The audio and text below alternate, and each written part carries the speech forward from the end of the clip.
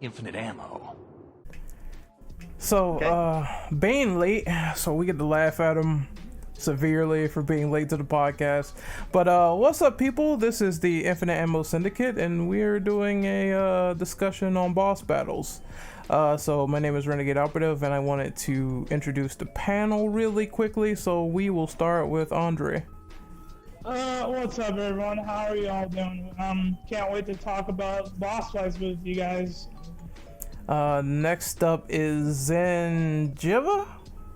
It's Zenjiva. Jiva? Okay. High key, Zen is my character. You know from Monster Hunter. One thing you have to know is that I do suck at pronouncing names, so forgive me.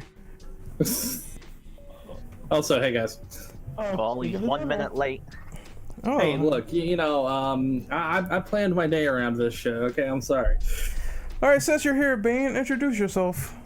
I'm Bane. I usually have decent opinions on video games, and yeah. All right, next up is Drillbit. Yeah. Oh, hi, it's me, Drillman. I almost thought you forgot your introduction for a minute. Yeah, sorry, I went blank for a second. Wasn't expecting to go so soon, but yeah, let's hope to talk about some boss battles today. Next up is Faker Hex. Hey guys, you can just call me Hex. You know, it's easier. And yeah, I can't wait to talk about boss battles as well. And I think that's it. So we're gonna go to question number 1. Let me get out the document, Mr. Unprofessional here. Let's start off this discussion with the obvious about boss battles. What core fundamentals is needed to make a boss battle memorable in your opinion? Let me think. I probably have to say story and challenge because, story mostly is how the boss fits in the narrative. Like if they're they have some connection to the main character. Challenging if the boss it's if it sort of tests your limits on the game. If it's really hard boss, for instance. That's what I have to say.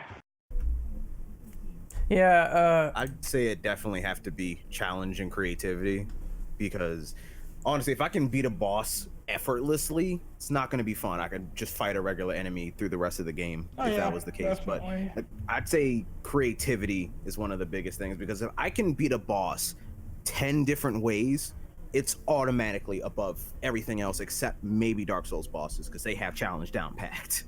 Oh yeah. Mm-hmm. I'd say a fundamental knowledge of a design of the game has to be built into the boss battle. Essentially, everything you learned should be a test with the boss battle. Essentially, everything you learned prior to that point, it should be a test from that.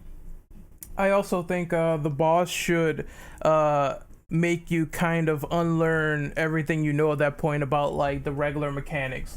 It does something completely different that keeps you on your toes to the point where, okay, it's doing some new shit that I actually have to learn. I might die to this, but this is a new interesting challenge to fight the boss with. So I think subverting the expectations of the player is a great way to keep boss battles, pumping. Oh, yeah. Mm-hmm. Anyone else? Mm-hmm. Yeah, I can go. So I kind of wrote this down, but to summarize, I think you all mentioned this before, but build up is very good. I really like it when a boss fight is built up, since the beginning. You get introduced to the character, and then you get to finally meet him in the last mission. But as Bane also said, utilizing all the mechanics of the gameplay that you've learned, to make a challenge and use that. That's also really good. And for me as well, bonus points is if there's actually some sort of meaning or symbolism behind the fight. For example, in The Evil Within 2, I believe one of the boss fights is that you meet some of the older enemies from the first game, and I really liked that boss fight because it was the character challenging their past, basically. Mm-hmm. One thing I liked about symbolism and boss fights is a lot of shit from Silent Hill, actually meaning something to the characters, pain or remorse. I thought that was kind of cool. Or the phallus in Silent Hill 3. Oh God. God. That one. Yes, that actually has real symbolism. My bad, Joe, but I kind of like when you fight, when they have 2 playable characters and you fight one of those playable characters as the other character. I kind of like that because you're essentially like, you're fighting yourself, you're essentially like fighting yourself as the character you played, but it has like all the skills and abilities, like, you unlock to like the story. If that Like makes Nier. any sense.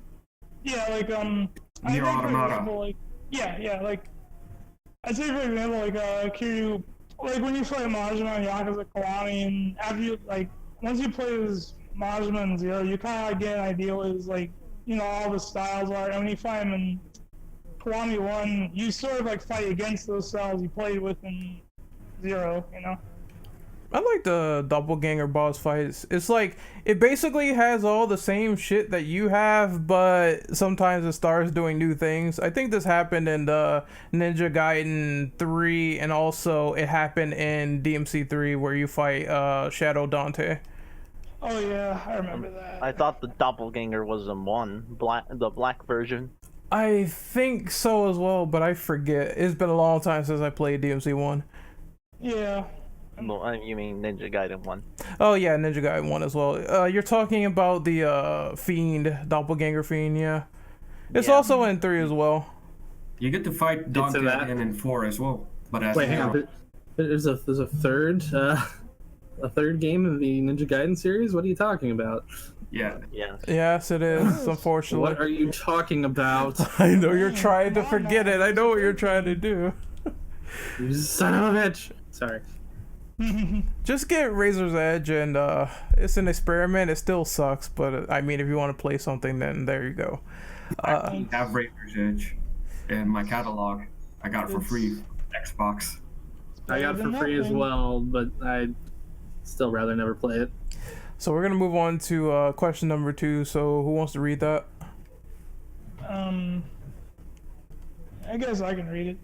Go What ahead. is your favorite and least favorite boss battle?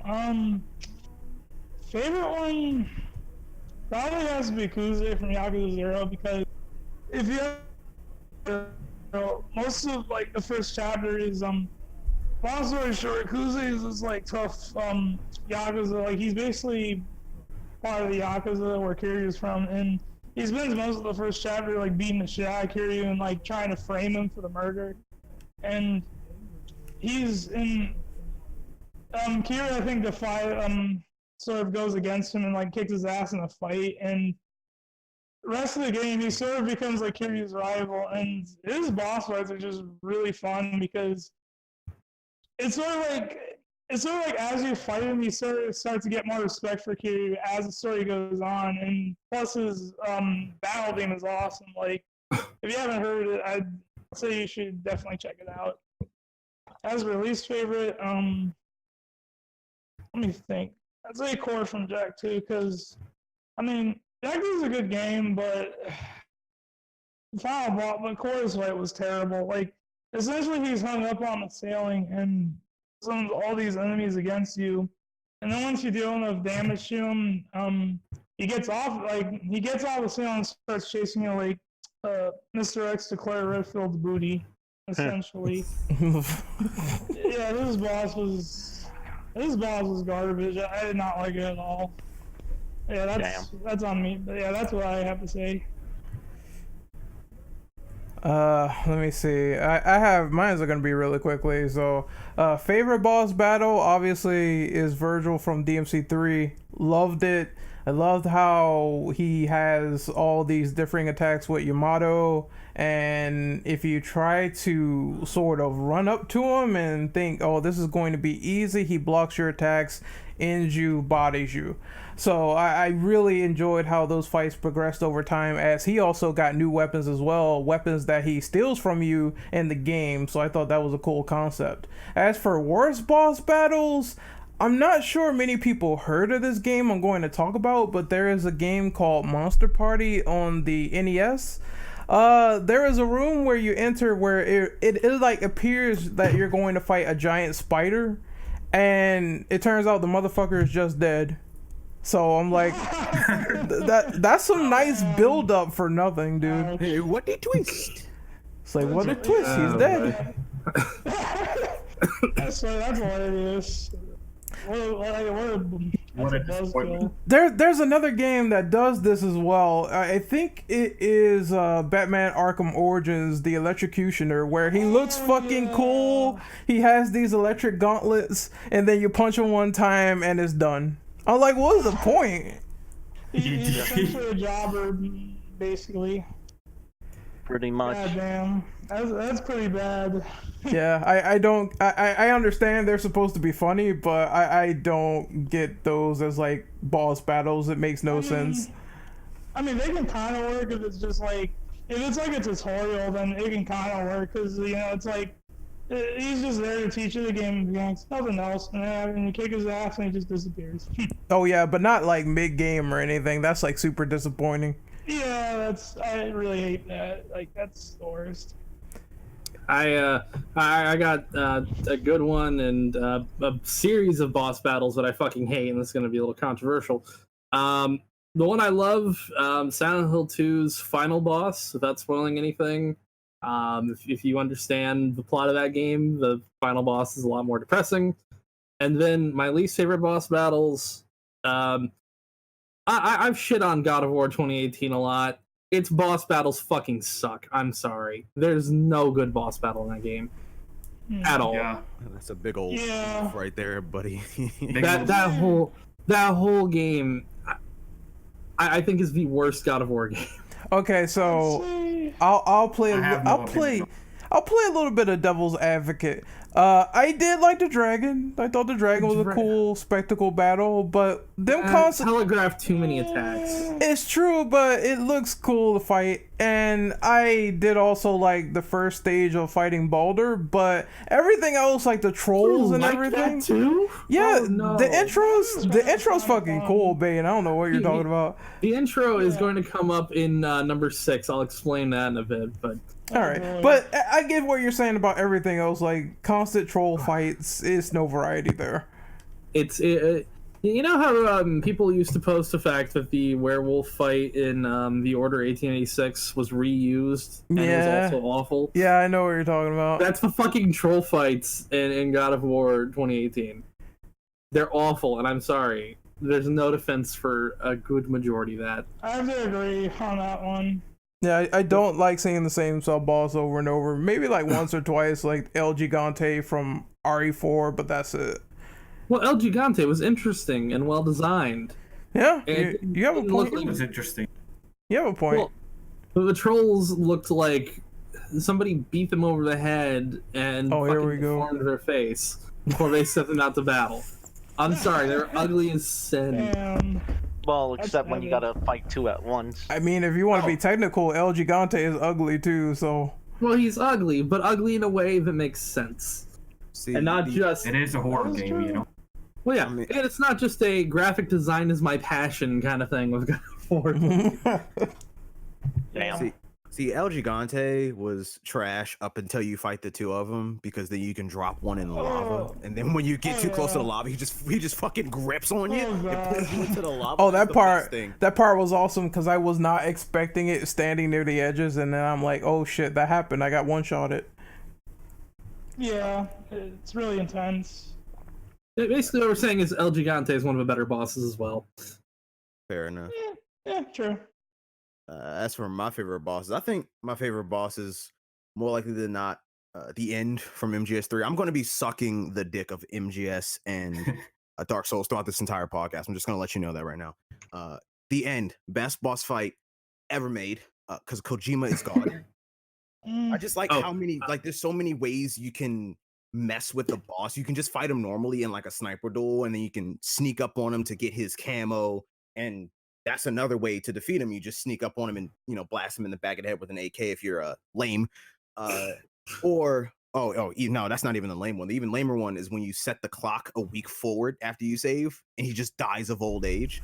That is the lamest like way to finish a boss fight, but it's actually the most useful because that's a long boss fight.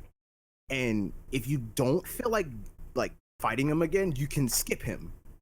Actually, no. Even before that, when you go to that one base where it's like there's a bunch of water in front of it, in the like the piers and boats and everything. Yeah, you can snipe them out.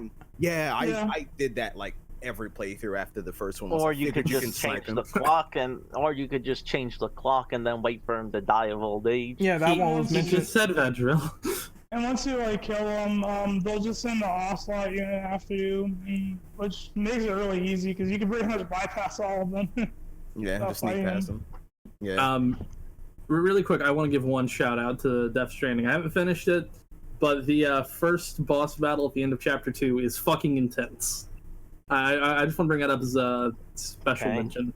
Don't spoil it. I would like to No spoilers, please. play that game spoiler Alright. free. I will not Amazon spoil Delivery it. Boy. The Amazon game Delivery is- Boy Simulator. The game is wonderful, and Well- if I'm being honest, it's one of the best games this year. Wow.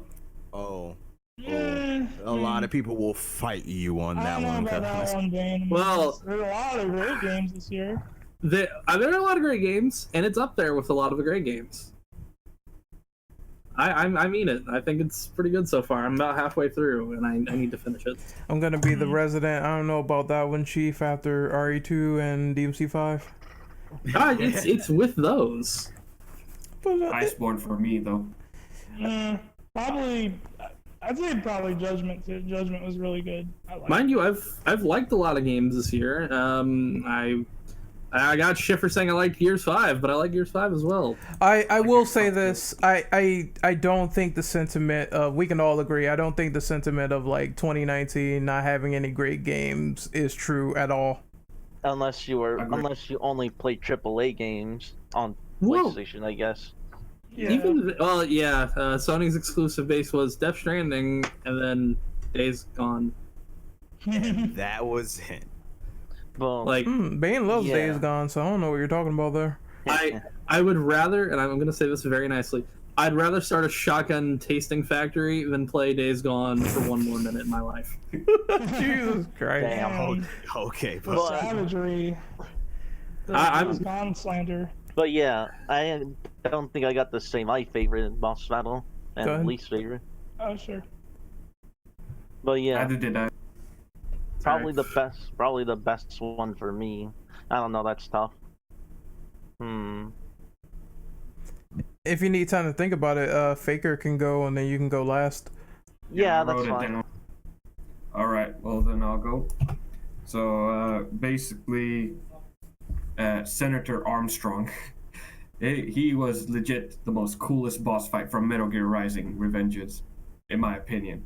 Like the build up, everything perfect, and the music as well. It was so intense and so fun. I spent 2 hours trying to defeat him because he was actually hard too. I just like the But- fact that he's like a prediction of Donald Trump high key. Yep. Yeah, Make America basically. great again. I love Hell the yeah. fucking speech. He's Like like, the good old days before 9/11, The fuck? something like that. fuck the media, fuck all of it. Don't fuck with this senator. It's like, it's so cool, Oh dude. yeah, when Don't Fonz fuck was with playing basically. football, played college ball, you know. You can't hurt me, Had Jack. some cushy league out of his school, and then he throws Ryan up in the air and pumps him like a football. He punts it like a football. It's so fucking cool. It's just This funny. guy is so likable, honestly. But yeah, Yeah, he's awesome. Like I actually didn't expect him to be the final boss. That's the funny thing. Like I thought he was just gonna be there for the sake of being there, but he actually really surprised a lot of people. he looks like a generic businessman, you know. But then he becomes the final boss, and he's so badass. He reminds me of Toguro from Yu Yu Hakusho when he's like all beefed up and shit. Also, do you have any like worse bosses in your mind? Yeah. Least favorite was Alduin from Skyrim, basically. Ooh. Yeah. Skyrim build-up. bosses fucking suck. Yeah. Yeah, all this build up, and then like it's the most lamest boss fight ever. It's easy peasy, you know. Yeah. So yeah, I don't know. That was like my least favorite. Oh, yeah, I forgot my least favorite. Ceaseless Discharge, Dark Souls 1. Fuck everything about that boss. Like the hitboxes are absolute trash. Like the fact that this man can hit me, like he slams his arm and then hits me like 5 feet away. I'm like, all right, look here, buddy. That shit ain't cool. Them hitboxes are trash. And then the only way to really beat him is to like bait him over to the edge, and he jumps over a pit to try to get to you, and you just slap his arm a couple times and he falls off. I'm like, that is the lamest way to kill a boss, because it's not even really a puzzle, and it's possible without doing that, but it's extremely hard. And with those freaking hitboxes, it's just like, nah, fuck that. I'd rather just run away like a bitch and bait him, you know. Another good suggestion for games of awful bosses, and everybody shits on the Surge, but Lords of the Fallen has just the worst boss battles in the game. I heard that game was just like trash, dude. Okay, Yeah. I'm gonna be that guy. I kinda have a guilty pleasure for Lords of the Fallen. You wouldn't be the first. I Really? heard some people say that, but I wouldn't be surprised if some of the boss fights are janky. In my opinion, I didn't like the Surge more, dude. Fuck that game. I couldn't stand it. But here's what I'll say about the Surge. The Surge has neat ideas. I heard the sequel was better, but not the first one. I liked the ideas the Surge had, especially the boss fights. Boss fights were kind of interesting in that game. I wouldn't call them good, wouldn't call them bad, but I'd say they're at least like something. I think the concept was interesting though, like a sci-fi Dark Souls. It's a pretty cool new direction. I don't know. It just feels like everything's trying to just copy Dark Souls nowadays. Also, Well, Drill, some of them do it right. Drill, you gotta do your last one so we can move to the next question. Probably. I guess like the Lumen Sage fights from Bayonetta 2 are really cool. Mainly, Yeah. they're really cool one-on-one fights. Good pick. Good pick. But yeah, they're gonna need to up the ante for that for Bayonetta 3 whenever that happens. What about worst? That's a hard one because there's a lot of really bad ones. Let's see. Go if the first one pops in your head. Oh. Problem. I didn't really. Oh yeah, I didn't really like that Doc Ock fight from the original Spider-Man. Mainly because you don't fight him, you just run away. Oh, you're talking about the yeah. one where you have to Yeah. press these switches, and then Yes. after you do all of them, you just beat them up, and then the force field comes up, and then you have to do it again. Yeah, that fight is kind of lame. The other fights after that are better, like Carnage, for example. Oh yeah. Yeah. That was fun. I do agree with that. That fight could have been better. What about the one from Spider-Man 2 though? It's Like way Better. it's way better than the one from the PS1, so I'll give it that. At least you're actually fighting Doc Ock, and he's actually a threat. I mean, it's high key a horror boss fight because the amount of times you just like you're trying to do your thing, and then just a random tentacle just like clocks you in the back of the head. That is the scariest thing when I was a child. Now it's like, oh, whatever. Yeah. That's why actually Doc Ock stuff when he was chasing actually did scare the shit out of me as a kid. Oh yeah, I'm talking about like the Doc Ock fight like way before that when he's like human, but the one where he's actually chasing you, that scared the fuck out of me, dude. Seriously, just the voice and everything. Oh yeah, when he's screeching at you. Yeah, that scared the complete bejesus out of me. Nightmare fuel right there. He's just reading, basically. Yeah, pretty much. I can't do the Carnage voice. But we're gonna move on to question number 3. So Bane, could you read that, please? So how do y'all feel about the concept of boss rushes, like a game being entirely built on premise of fighting multiple bosses and not anything else? I'll answer this one really fast. It really, really depends on the game. I've played boss rush games where it's like, this shouldn't have been a fucking boss rush. But I've played some games where I'm like, they should have like a boss rush mode or some shit. Devil May Cry 5, I think, would be perfect for a boss rush mode. I'm trying to think, like, okay, I didn't mind these concepts in like stuff like Shadow of the Colossus, but I will agree it's not for every type of game, because if you have no more substance, like, and you have like a giant hub world, for example, like what exactly are you supposed to do outside of just running to the boss, getting to them, fighting them, and then it's over? So it feels like there's no gameplay in between outside of that. But it does work for certain characters or certain stories or certain video games. As for me, well, it kind of depends on them because I know a lot of the old Mega Man games used to do like a shit ton. Like they always did boss rushes in like all the games, but even then it wasn't too much of a problem because it's like I think once you fight the bosses again, you kind of get an idea what they're like and you know their weaknesses, so it becomes easy. Yeah, but that's like more oriented towards like the end of the game, whereas Mega Man games traditionally you have like a level that you have to go through before you fight the bosses. Oh yeah, that is true. I know Devil May Cry 3 did it where I think you had to only fight did you have to fight like I think 3 or 4 bosses before you can like beat the level, or They had the 3 had the sort of Mega Man like boss rush at the end, and it also for Devil May Cry 4 you had to do the dice roll game, and then you had to do boss fights at the end. So it's just like for that game I don't think it worked because it just got tedious after a certain point. yeah, like fighting them twice is fine, like, but because like second time when you're fighting them again in a rush, it's fine because like I said, it's just like it's taking everything you've learned so far and applying it to that boss. You know, like when you fight the boss the first time, it's more like you're learning it, and second time it's like you applied all the knowledge from the first encounter. If that makes any sense. Well, I also want to say something regarding that. Basically, when it comes to boss rushes, well, it really depends because I haven't played a lot of games that have boss rush modes or anything like that. But the one that I did play was DMC4, and I personally didn't like the boss rush in that, the dice level. It wasn't my favorite.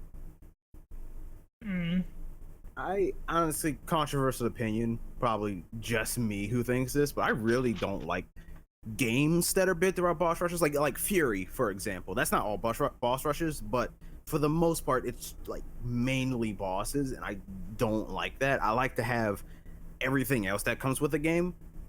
You know, like I think the only game where a boss rush mode would be cool is maybe Dark Souls. Just because I like majority of the bosses and I would love to fight them again without having to go through the entire game and then resetting to New Game Plus to be able to do it. With the exception of Dark Souls 2, because you can use the bonfire aesthetic to fight them again. But other than Dark Souls 2, you can't really do that without going to New Game Plus. So that's the only game where like being able to have a boss rush would be cool. But other than that, nah. Yeah, I agree.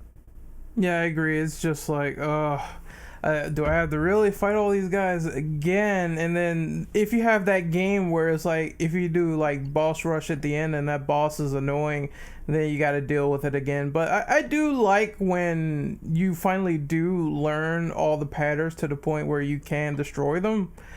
But I just feel like they could have put something more interesting there, like a new enemy fight entirely or a new boss, because it feels like you're just retreading the same thing. Yeah, I agree. Like, I'd say mix it up a little bit, you know, like, hell, I'd say maybe give them new attacks they never had before, if that works. Make them new, my nigga. I'd say just have it an option. I know one of the No More Heroes games did it. Or you can just... I like the optional thing, like, this happened for Metal Gear Solid 2 Substance. Like, you could do boss rush in that game, but it's not required or anything in the story. It's just like an optional side mode. So, is everyone good on this question before we move on to number 4? Well, I had another thing to input. Good. I know, like the old Castlevania games made you go through all the bosses just to get to the final one, which was annoying because you didn't have much because you didn't have many checkpoints, and if you lost all your lives, you'd have to go back to the beginning. So yeah, I don't like the ones that just pad out the runtime. Yeah, that's when I think is boss rushes are terrible in that regard. It's like no originality, especially if you have to go back to the beginning of something. It's like I think we're past that sort of archaic game design. But let's move on to number 4. So I'm gonna read this off. So how do you feel about the premise of sub bosses that may not necessarily have any build up but feels like a tough enemy? I guess I'll start off with this because I got like probably the lamest answer because it's Dark Souls again. If it's done right, it can be good. Like Dark Souls 2 does it honestly, in my opinion, wrong. It just feels like they just mob enemies at you, like was it Royal Rat Authority, something like that, or Royal Rat Vanguard, one of the two. I don't remember it because I blocked that out of my mind because it is like the Holocaust to me. But you just fight a bunch of rats and you just have to kill one with a mohawk like that. That's not a tough enemy. You might as well have just had that room in there without the boss fog. Like it shouldn't have been considered a boss. So Dark Souls 2 does it wrong. I think other Dark Souls games do it right. Well, it's not really like a boss, but it is a very tough enemy that they have in like a secluded area in the level. And if you defeat them, you'll get some good resources. Like it's completely optional. Those are good. But when you're forced through it, like with Dark Souls 2, nah, it's kind of trash. Yeah. Have you actually played Bloodborne though? Yeah, I played Bloodborne. I played through it like one time. I'm currently playing through it, but I don't know. I was just curious because you don't really mention that one often. It's probably because I have very little memories with Bloodborne because I played it right after Dark Souls 3 and then never picked it up again. I just thought it was like, it's Dark Souls, but it forces me to dodge. And that was it. No, I'm playing. It was a great game. It's just I don't remember a lot from that game. Just for some reason, nothing stuck with me like it did with Dark Souls. Now that could be because Dark Souls 3 I've beaten like 20 different times, and Dark Souls 1 and 2 I've only beaten once. But for some reason, those games stick out in my mind more than Bloodborne does. I don't know. Maybe that's because it's like a kind of an offshoot to me, and it just never really hit the same spot like Dark Souls 3 or even Sekiro. Sekiro really hit the spot. I love everything about that game. See, I like Bloodborne, but I feel like the performance like tampers it a little. Oh yeah. Those frame drops, man. But I mean, most games suffer from that. To be honest, like eventually it's going to drop some frames. But true, some games are a little bit worse than others. It seems like Bloodborne always pulls it out for me. Like the moment I'm desperately in need of like not fucking up, suddenly like, oh hey, you're gonna drop about 5 frames here. Fuck you. It's like, oh shit. All right. yeah. People think 5 frames is nothing, but in a game like Dark Souls, you need literally every frame that you can get. Oh yeah. Yeah. I think. Sorry. You go on. Okay. All right. It kind of really depends on the. It kind of depends sometimes because I mean, I think usually sub bosses can be a good thing because it sort of teaches you on like even if they're not like related to the story, they can still work from like a gameplay point of view because they at least kind of get you an idea what the game's like. I think for example, like you guys remember the Hell Vanguard from Devil May Cry 3, like the first. I'd say sort of boss you fight before you fight Cerberus. You mean the giant like Grim Reaper enemy?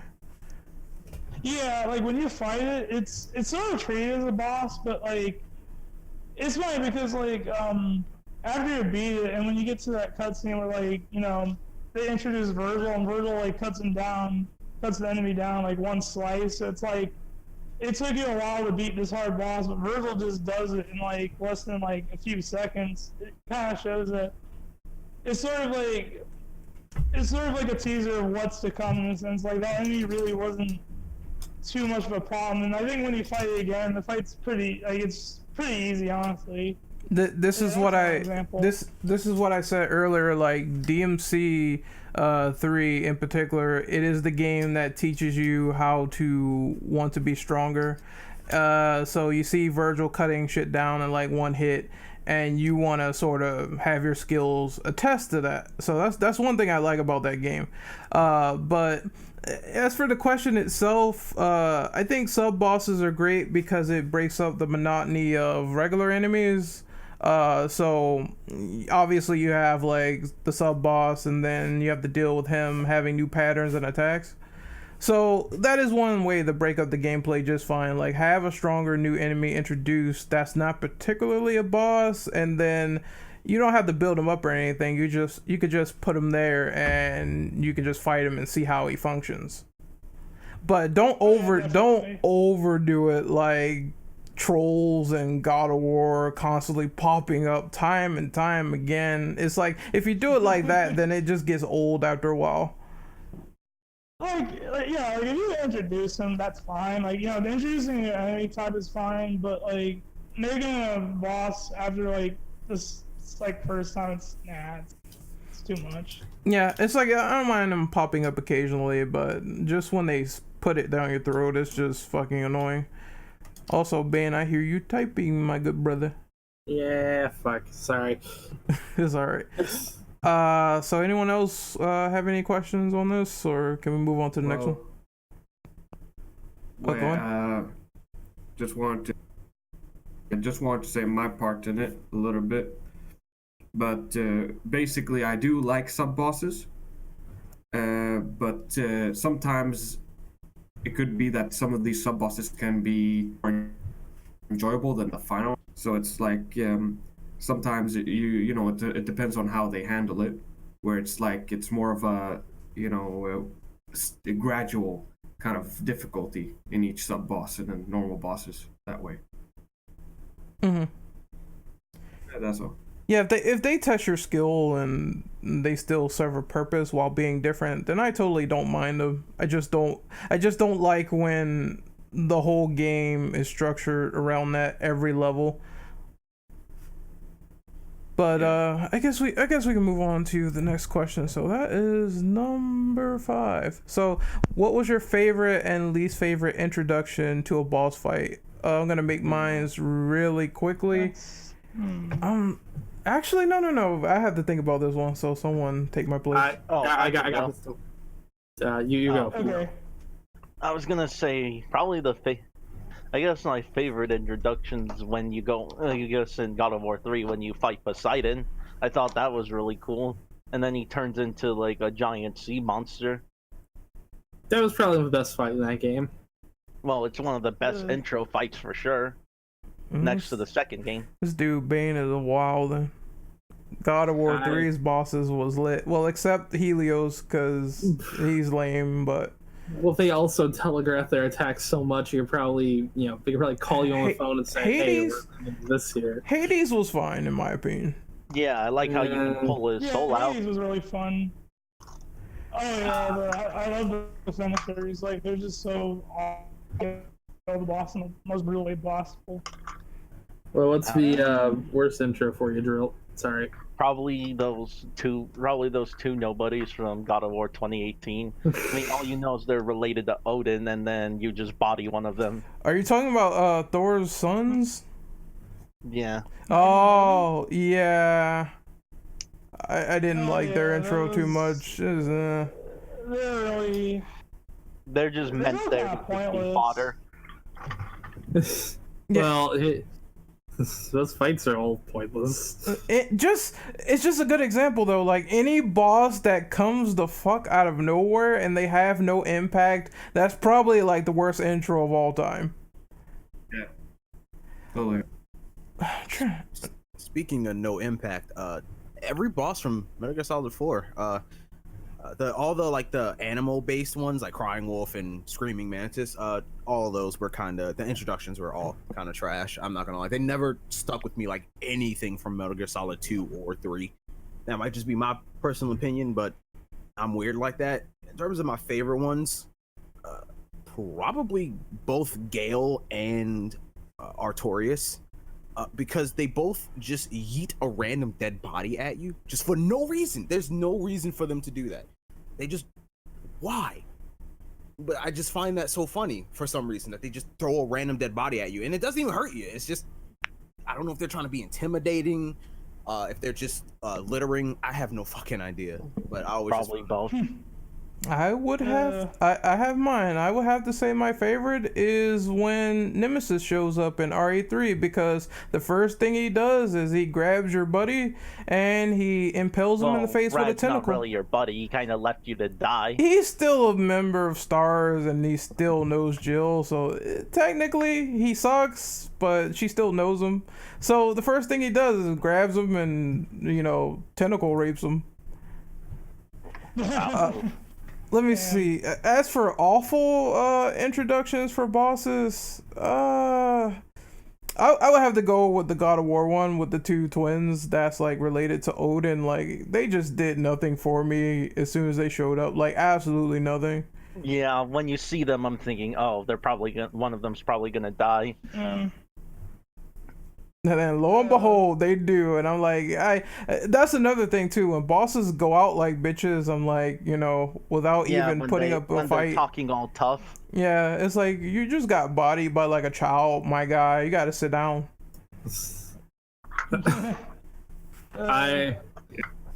I'll say the best introduction, but it's still really memorable. I'm not going to reuse Silent Hill 2. However, Gears of War 2, when you face Rom, was it 2 or 1? It was 1. 1, when you General first face Rom, yeah, holy shit. Doesn't he like gut one of your members? Yeah. I'm like, that's awesome. It was great. That's how you Isn't the introduce dude like 8 feet tall or something. Yeah, I think 8'6" or something. Oh, Like he's fucking massive. Really? Kaneki's like the worst one is Bison for Street Fighter 5. The worst everything is Street Fighter 5. damn. That's Also- the worst in the series. Also, isn't there a boss in Final Fantasy that like body drops a train or something? Well, and that's one of the characters. Yeah. Oh, okay. Yes. And Yeah, of it course, doesn't make sense why, but it happens. the worst boss fight in terms of introduction out of the game I've shit on so far. The Baldur introduction. Oh my god! Way to make me not fucking care about a when character. he's introduced. It's just everything else that follows up is really lame. He's written exactly like a first-time writer would write somebody like that. That's the nicest thing I'll say about it. Damn. I had to play devil's advocate. I think that was a great intro. It shows you that gods are fucking each other up. Kratos is out of his element, and I don't know. It's just the thing I don't like about it is just the lasting impact of having to fight this dude over and over again, and he has like the same attack patterns. Yeah. And I mean, he is fighting someone that's pretty much immortal. Yeah. Here's another thing also, really quick. Just a mild tangent about God of War 2018. Norse mythology is far more boring compared to Greek mythology. I'm sorry. I actually agree with this. Yeah, like you don't get all the much cool to stuff it. like Hercules and the Labors and also Zeus and all the other gods.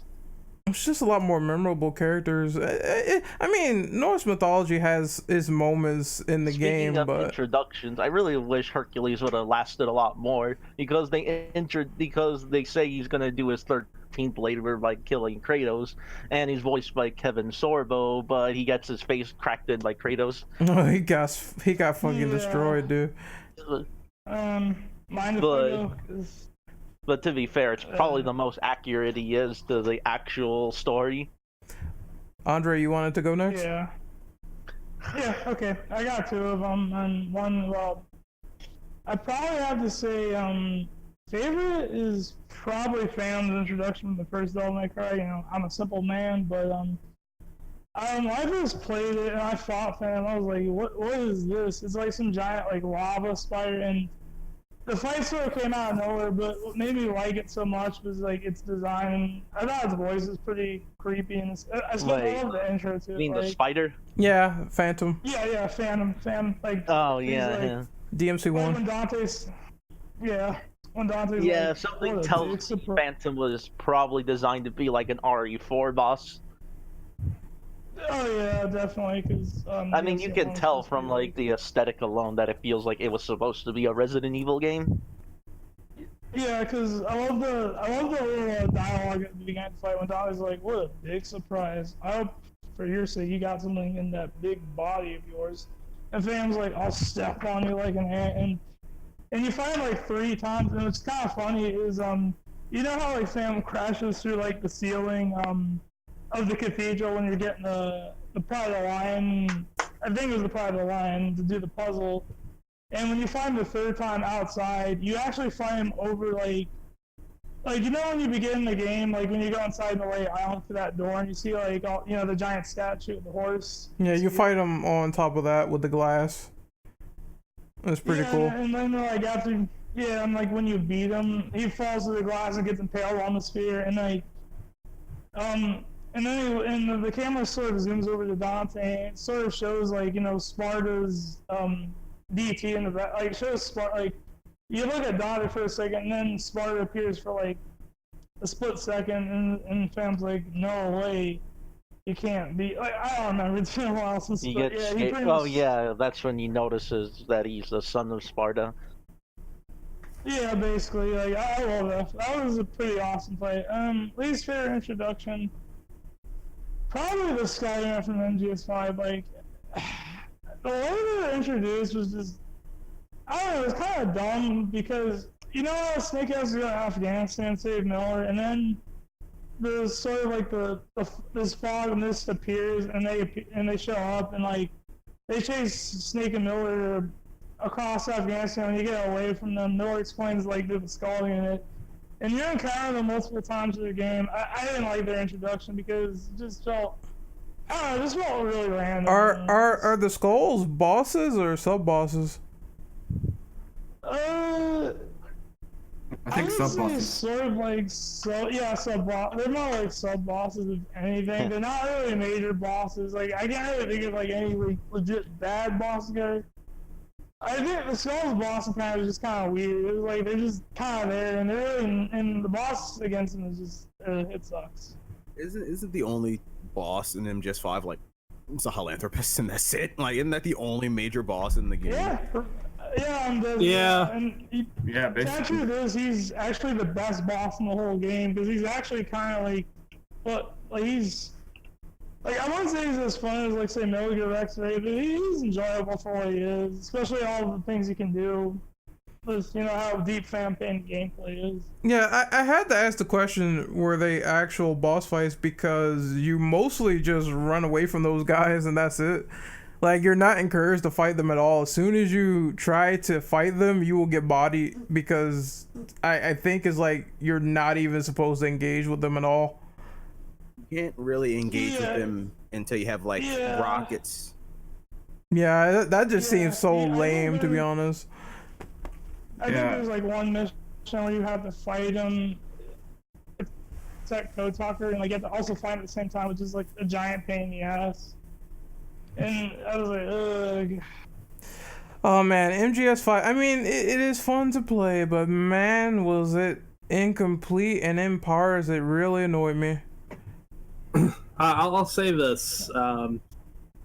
MGS5 had so much potential, and Konami butt fucked it to death.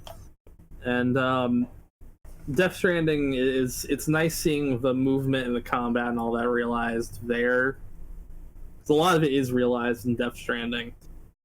Yeah, and it actually has, fucking plot to it, unlike MGS5. We'll give it that one game's finished, the other is not, which is a shame. But we have to move on to the next question, which is number 6. Well, Unless Faker wants to go. Yeah, go ahead. Okay, I'll be quick. Basically, what was it? Virgil from DMC5. I never got to fight Virgil in DMC3, but in DMC5 he made a very good impression on me. Jack Baker from Resident Evil 7. Loved that guy. His introduction was really cool. Least favorite, Ender Dragon from Minecraft. I'll just go with that. Minecraft has bosses? Really? Ender Dragon is like one of the bosses. Then there's some other ones. The Wither. The Wither is like impossible to beat. I forgot to name another worst boss. The dragon fight from True Crime Streets of LA, where he's awful. A lot of projectiles just all over the place. You just have to shoot him. He's dead. Awful. Hold on. There's a dragon in that game? It is. If you go in the strand of one of the bad endings, you will see there's an actual dragon fight. Because I think there's this Chinese hermit that you eventually go into a shop and then you see all these weird hallucinations and shit. And one of them is a dragon. Now, see, I've only played True Crime New York, So now I really want to go back and hook up my PS2 and play that game again, because wonder if I could get a dragon in that game too. I don't think what is it, New York is as strange as LA, but I would say definitely play it if you're curious to try the first game out.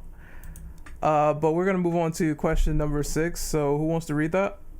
I can go read it. Good. All right. Let me just open this up. Insert the Jeopardy theme here. I'm kidding. What are some tropes that you like or dislike about boss fights? Well, I guess I'll have to answer this as well. So, basically, I guess... I don't know. I don't know about this. I think someone else can go first, really. There's a few examples here. I just want to read these off real quick. Sorry to cut you off, Andre. It's a couple that says, like, you know, multiple health bars or phases, shooting a weak point, multiple layered boss fights, where you have like more stages than you actually anticipated, bosses doing one-hit kills, and bosses that re-inputs in fighting games. It's a few of these I don't like getting your inputs read, because the game is like, fuck you. In a fighting game, it's like, how am I supposed to actually learn and counter this guy if he's reading my controller inputs, because the game was designed to eat quarters? I don't like that. Same for one-hit kills. It's like, fuck you. I didn't like it in Evil Within 1, where there were some bosses that did that. That's why I'm so happy that Evil Within 2 sort of took that out, and it's like, well, you might die against bosses, but you have to go against them with your own skill, and they don't do cheap one-hit kill bullshit. I'm okay with bosses having multiple health bars. That keeps the fight prolonged, so that's fine with me. Same for like shooting a weak point. As long as it's not too easy, then I'm okay with bosses that have like weak points to them. I think the worst one, and this stems from my favorite game of all time, Warframe. Invincibility phases. That is the worst thing, but also the best thing about boss fights in that game, because if you like really sit down and play that game for like 4 years like I have, you will realize that the power creep is so drastic that if you go back and fight like early game bosses, you could literally one-shot them with like the weakest pistol if you have the right abilities and the right setup on it. Like it's ridiculous. But it's like if they don't have invincibility phases, you one-shot them with like a pump action shotgun and then you leave the mission. But if they do have invincibility phases, you have boss fights like the orbs, where they're just cancerous to fight because they have these invincibility phases that are like baked into the boss fight mechanics, and I hate that. Now, if you have the right squad, those invincibility phases aren't as bad, but they're still cancerous. I can't stand not being able to just blast a boss. Like, I'd rather them just be complete bullet sponges than for them to be invincible, because it feels like my hits like literally don't matter. It's like, all right, any other point in this boss fight, this double barrel shotgun chunks the health bar, but for some reason he gets this little petty shield and he kneels down. If you know what boss I'm talking about, you're in brownie points. He gets this little petty shield around him while he's kneeling down, and for some reason he takes no damage. Like that is the strangest thing. I actually have something in mind now. If you guys don't mind. Good. Sure. Well, basically, one thing that I both love and hate is quick time events in boss fights. Oh yeah. Oh yeah. I think RE6 just has all of that. It's like, oh. Very true. We don't talk about that game. Resident Evil I 6. talk about RE6 playing that, but go on. RE6 is the worst game of that series. Holy shit.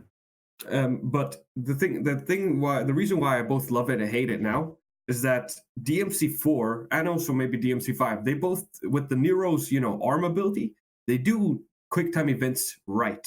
And also, actually, we can also count Dante's Royal Guard into this. How you have to time it perfectly, to counter someone. Mm-hmm. That's when I think like the quick time events thing is very, very useful and it works perfectly. But other time when it's like button mashing, like in Resident Evil 6 and stuff, or even in like Far Cry where you just button mash a boss fight or something, It's just really disappointing and boring.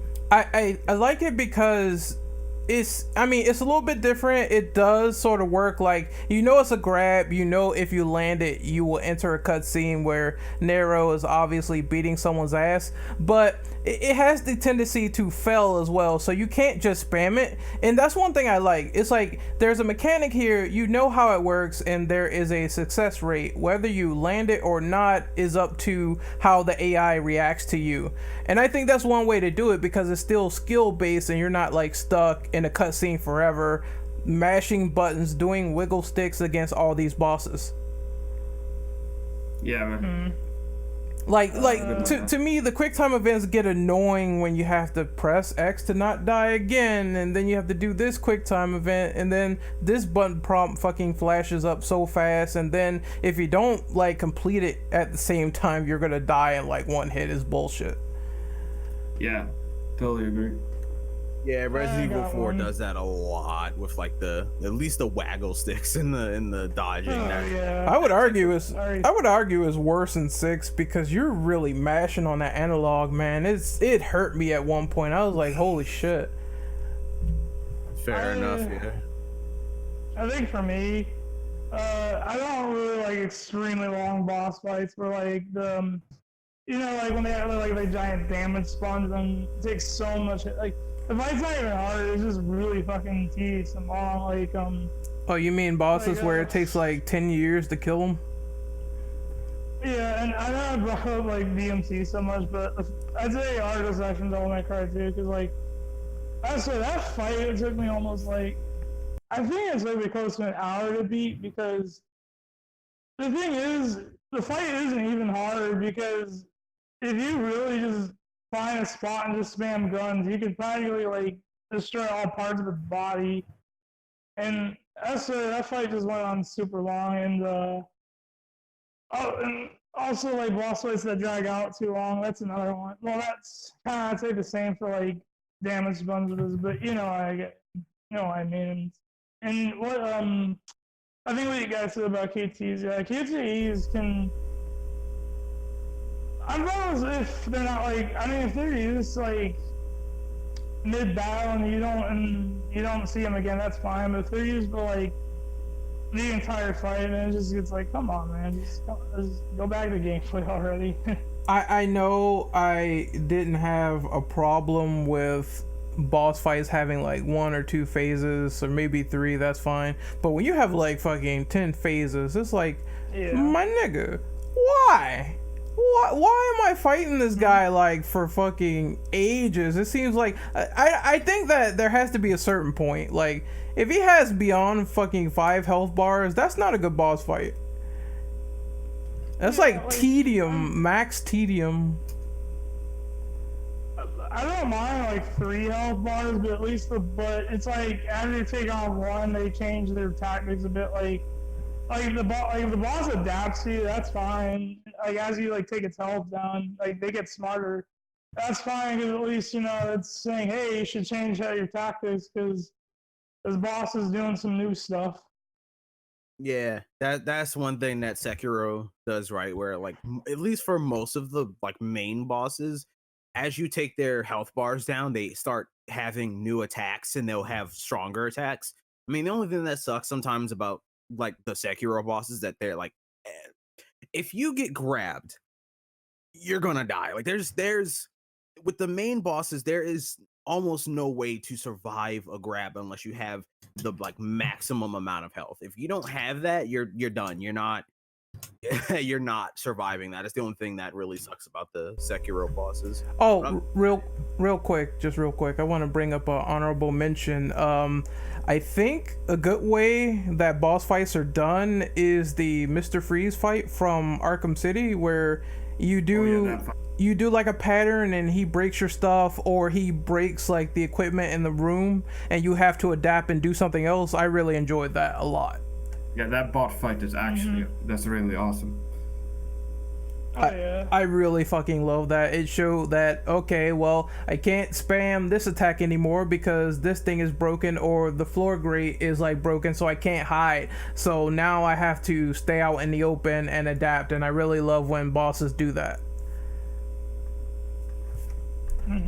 So what number are we on now? Hold up. I think we're on number 7. How do you feel about boss battles where you have to discover different ways to kill them? We're talking about puzzle bosses. I'm gonna make mine short. I liked it in Shadow of the Colossus. I think it could be engaging. I also liked it in Metal Gear Rising where I forget his name, Sundowner. He had the shield that you had to slash and you had to get around him and figure out how to not get hit by the explosive shield. But other than that, I mean, as long as it's not tedious, then I don't mind it. I don't mind figuring out a boss before you defeat him. Yeah. Oh yeah. Yeah. I sort of got one. It's I'll make it quick, but I'd say a good example of a puzzle boss is probably, well, actually this sort of ties into a story point of view, but you know when you fight the 2 pyramid heads, I'd say at the end of Silent Hill 2, and you as you fight them, you can sort of keep shooting them, but here's the trick though. They you can't really hurt them at all. They're sort of invincible, so it's like you keep shooting them and it doesn't do anything. So all you have to really do is survive until after like a while.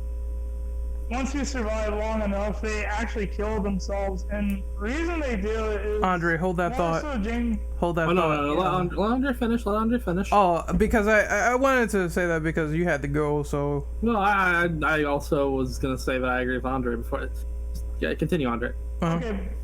Okay. But, they kill themselves because it's sort of like, it makes sense because James kind of accepts his guilt, because remember, he killed Mary and he killed Eddie in the meat locker, and it sort of symbolizes like how he's sort of getting over his guilt, and they don't need to sort of like torture James anymore. And interesting enough, when they die, you get 2 eggs. One egg is like really one fresh egg, and one egg that's like really rusty and just really old. Like the rusty old egg represents Mary, and the fresh egg represents A, because like I said, he killed both of them, so it's like 2 murders. But yeah, that's one example of puzzle boss. I agree with him. Anyways, I'm about to head out. I've been Bane. I'll see you guys later. Take it easy. Bane, you're gonna plug your social media? At FuzuYT on Twitter. Just follow me there. Anyways, I'm out. See you guys. See you, man. Right, take it easy, Bane. See you, man. Yep. See ya. All right. So, anyone else want to go on this question before we move on to number 8?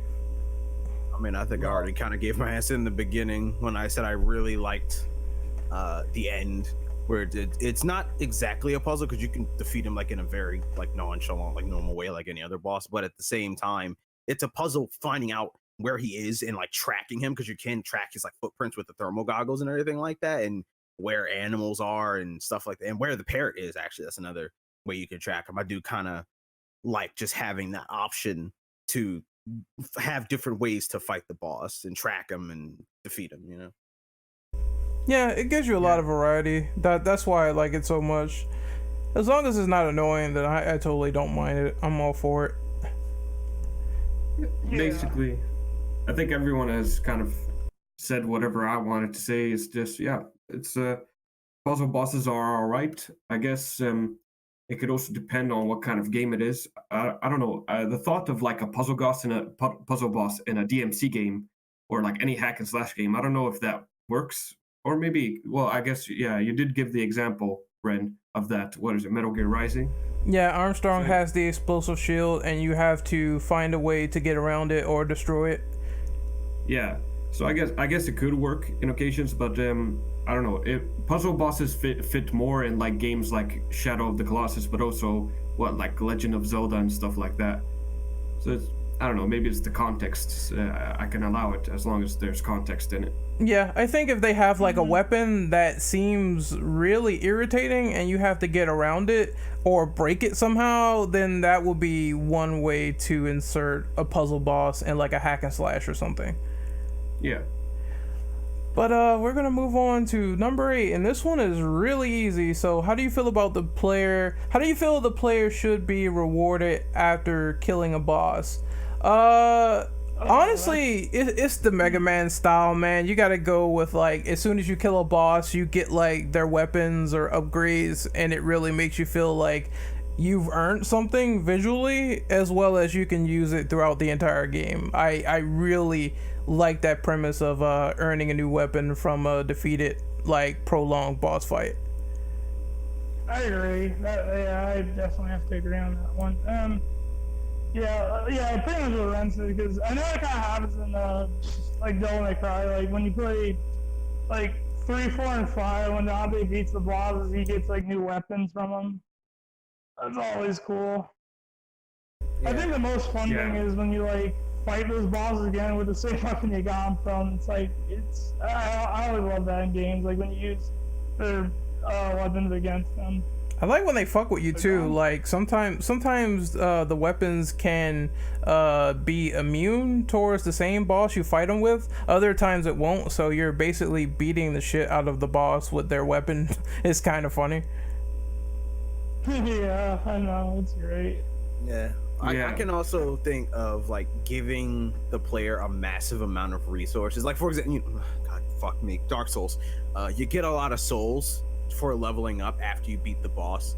So I mean, I think that's a fair way to reward the player. I like getting like very rare resources from a boss because it's especially if, like for like Warframe, you can repeat the boss and they more frequently give you the rare resource on that planet. So you can, if it's a easier boss or a quicker boss, you can just go in and grind that boss and just get a shit ton of the rare resource. Now, obviously, most games aren't like that. You can't just grind a fucking boss like you can on Warframe because they just canonically don't fucking die. But still, I do like having just a big. Defeat a boss. I get the gratification from defeating this challenging enemy, and then I get a boatload of resources that I can use for whatever I desire. Like it doesn't force you down any route with the resources they give you. Yeah, I'm the same way. I'm like, along with taking your weapons, just give me your XP, give me your shit, motherfucker. I'll take it, because that's how I feel. It's all about giving back that sense of euphoria and pride and accomplishment. If you don't have that after a boss fight, then you are seriously slipping. Well, yeah. So I know I kind of know Metal Gear Rising does it when you like kill Sam and you get his Muramasa blade and you use it to defeat Armstrong. Yeah. Like, yeah, that's pretty cool actually. That's like my favorite one. Well, I think everyone has mentioned like rewards, like physical rewards, but for me, I also like rewards that kind of like affect the world around you, especially in like RPG games.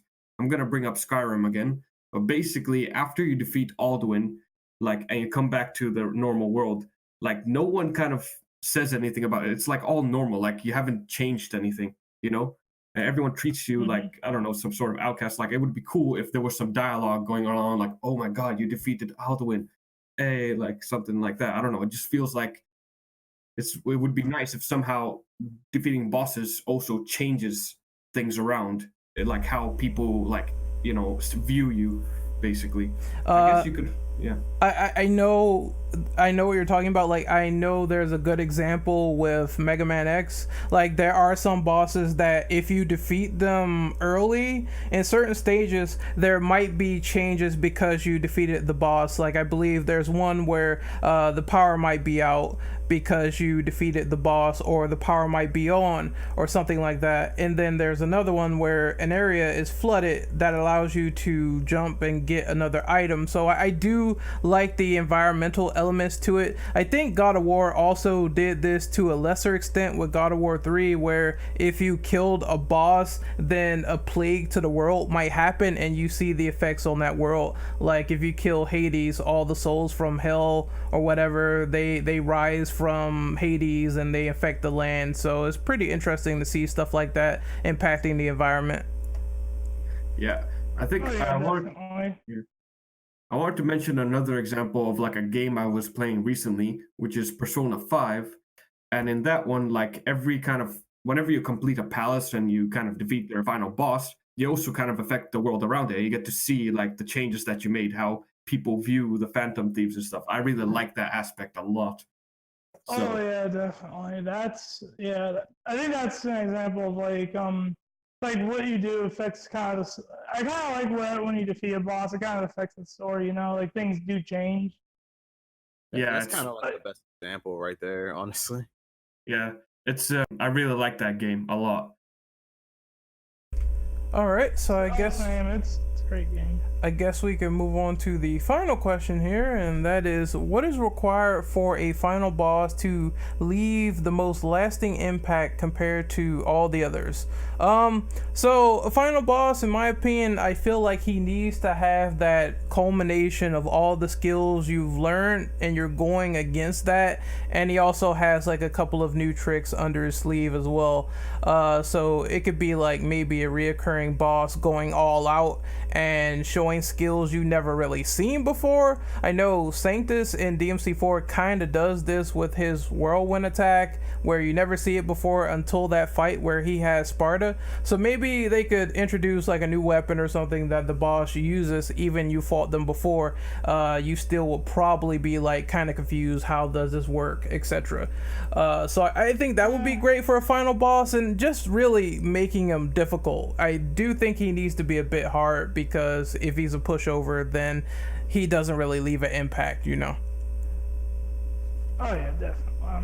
I think I got a really quick one, but I think it sort of has to I'd say it has to work from like a story and a gameplay perspective, because I know one interesting example is probably like I said, you know, Virgil from Devil May Cry. It's like you fight Virgil a lot in DMC3, and you know, you start to get used to his patterns. And I think when you like start playing, and you can play as in like 3 and 4, and as you play as him, you kind of like get a semblance of what his like abilities and attack are, right? When you encounter him in 5, it's sort of like, it's kind of interesting, because like he retains a lot of the moves he had from like the last 2 games, but he also has a lot of new tricks. Like he uses the doppelganger.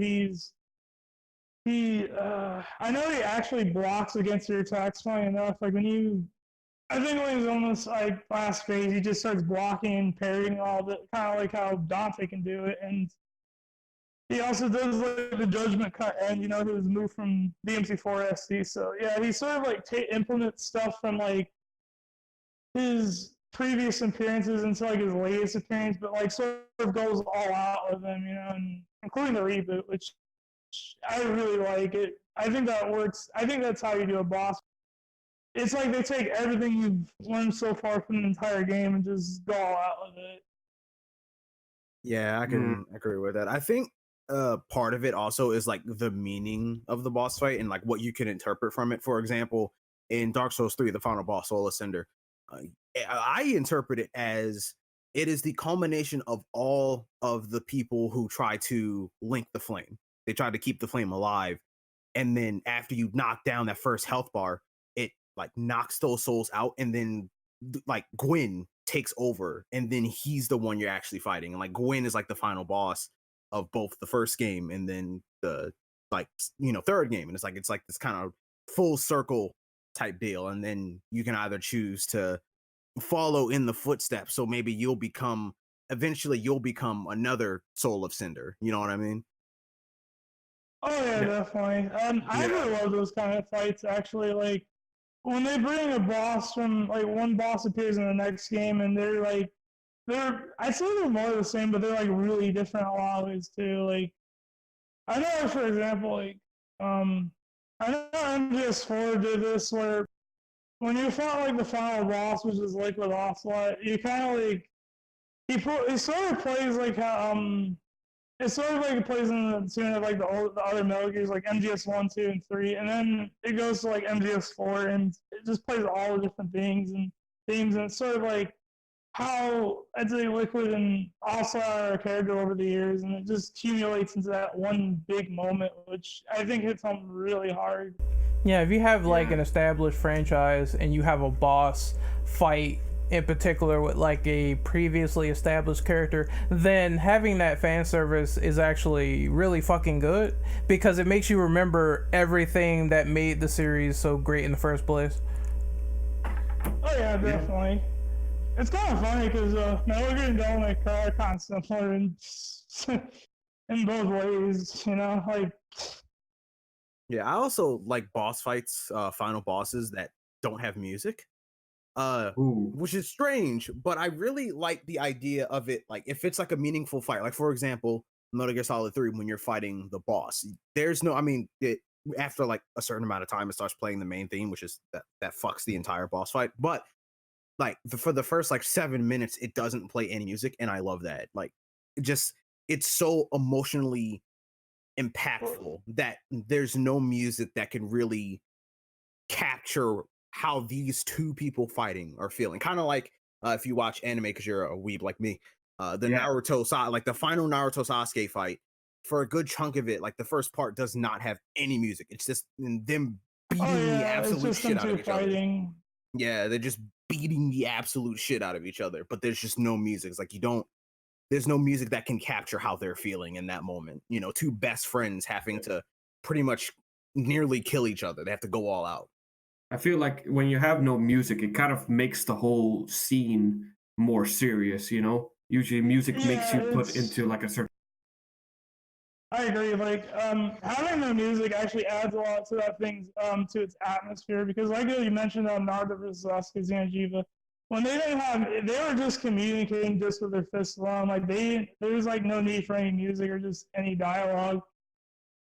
Just them fighting was essentially them communicating, which is actually like really well done. Like, I think that's another thing. I kind of like when there's like really no dialogue till like the very end of the fight. Like, they're just straight up serious, you know? I enjoy that, but I feel like it is subjective because there can be like those moments of, oh shit, well, it's super serious, but when a certain theme kicks in and it's done or orchestrated really good, that can also add to the mood. It just depends on how things are done, because there are like some really great final boss themes or like some great musical pieces that kicked in later in various serious fights. Oh yeah, or I music agree. that like music that subverts the expectations, like Gwyn from Dark Souls 1. You are not expecting a piano piece from a final boss. You know what I'm saying? Like, you're not expecting that, but it's so good. And then they bring that theme back in Dark Souls 3 when you're fighting the second half of Soulless Cinder. They bring that theme back, and it's just like, that is sick because it brings out emotions. I think another good example is One Winged Angel for Final Fantasy VII. That's just a great piece, dude. It's so fucking good. Oh, dude. I think, my bad for interrupting. But I think another thing I like is when they take established song and they rearrange it. So it's like you heard it for the first time, and then it's like it's the same song, but it's like completely rearranged. I just love that. so like Devil Trigger, basically. Yeah, You know? Yeah. Devil Trigger and Silver Bullet. Yeah. I like Silver Bullet, but I think it's a kind of cheesy for the final boss fight. That's just me, but I don't really mind enjoyed it. personally. I love that. I don't know why. It's weird, but it just fits like how the mood goes from, okay, it's super serious, and then you have Nero fucking just talking shit to Virgil. I just like it for some reason. He like screams like fuck Yeah. yeah. Yeah, then he just gets it. Yeah, It's so I cool, love that. dude. It's like a rip to what is it, the DMC reboot. It's just done in a much cooler fashion. I also think like Oh, if yeah. there is some sort of symbolism because it's like the Dante and Virgil, they hate each other and it's like super serious, right? But then Nero just comes in and he's like, fuck all this like brother battle bullshit. I'm gonna stop this right here. And I feel like the music kind of fits in that. Like he's kind of like a anomaly kind of. Oh yeah, definitely, and especially how he gets his arm back, because he essentially stops Dante and Virgil's rivalry and makes them make peace with each other, but also reconciles with his dad by like beating the shit out of him. Yeah. All right, folks. So I would love to continue, but we're slowly running out of time, so we got to do these outros. I need to outro Drill since he had to leave and he couldn't give his. So if you want to find Drillbit, you can find him at Drillbit777 on Twitter. And I think he mainly is on Twitter, so you can find him there. As for everyone else, Zen, give your outro, please. Yeah, you can find me at ZeroJohn69 on Twitter. Don't mind the 69. I was a fucking baby when I made that. and it's Zero John, just Zero John on YouTube, and I make stupid gaming videos with me and my friends, and then occasionally I make a review of a 3-year-old game that gets over 600 views for no fucking reason. Also, my timeline on Twitter is a fever dream, so that's fun. Hey, people like the mobile games, man. I would say keep it up. Andre, what about you? You can find me on Twitter at Andre B Venom. I also have a YouTube channel which I barely use. I've been mostly playing through the entire Yakuza series and been enjoying it, though. Yakuza series was grindy as hell, but yeah, that's my outro. Hex? Yeah, so you can find me on Twitter, HexBex1. And I also write some stories, but I also share gaming topics and, also gameplay of games that I'm playing. So yeah. And you can find me on Twitter at RentOperative_. You can find me on YouTube at Renegade Operative. Mostly just talk about random shit, rants, all types of stuff there. I just finished a review of Resident Evil 4, so if you want to check that out now, that is on my channel, and I've been streaming some COD.